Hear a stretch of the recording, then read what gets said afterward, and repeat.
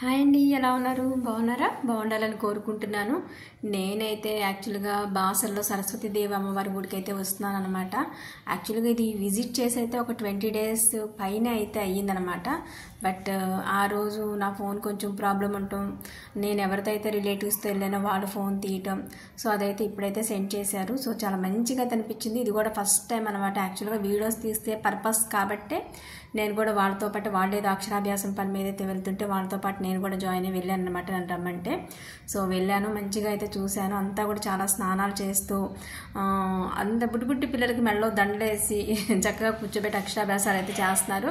But temple లోపలికైతే మాత్రం phone allow లేదు. మనం ఎంత తీసుకున్నా ఏం చేసినా టెంపుల్ బయటే అనమాట. చిన్న చిన్న గుడులకు కూడా ఈవెన్ అలాంటి రూల్సే పెట్టేశారు. బాసర మనలో చాలామంది వెళ్ళుంటారు, మన విజయవాడ వాళ్ళు. నేనే లేట్గా వెళ్ళుంటాను, బట్ కాకపోతే యూట్యూబ్ వీడియోస్ చేస్తున్నాను కాబట్టి మీకైతే ఈ వీడియో అయితే పోస్ట్ చేస్తున్నాను. ఇది వేదవ్యాసుడి ఆలయం అంట. ఇక్కడ పైన అమ్మవారి దగ్గర పైన గుడిలో అయితే ఆయన తపస్సు చేశారంట. ఆ గుహలో నుంచే వాళ్ళైతే బయటకు వస్తూ ఉంటారు.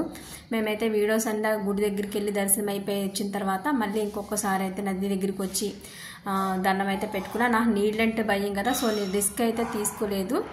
జస్ట్ అట్లా కాల ఒడ్డున అయితే నుంచి జస్ట్ అలా నీళ్ళు అయితే చిలకరించుకుని అవతలకు వచ్చేసాను. వాళ్ళైతే స్నానాలు కూడా చేశారు, బట్ వాళ్ళంతా ఇష్టపడలేదు ఫోన్లో వీడియోస్ అయితే చూపించడానికి. సో అందుకని నేను వాళ్ళని అవన్నీ చూపించలేకపోతున్నాను. నా వరకు మాత్రమే నేను చూపిస్తున్నాను అనమాట. అది గోదావరి పుట్టిన స్థలం అంట బాసర. గోదావరి నది మనం యాక్చువల్గా రాజమండ్రి అనుకుంటాం, బట్ బాసరలో అయితే గోదావరి నది అయితే పుట్టిందంట. ఇక్కడ వ్యాసుడు తపస్సు చేశాడంట ఆ గుహలో. సో దానివల్ల దానికైతే ఉంది. ఇక్కడైతే గోశాల అయితే ఉందన్నమాట.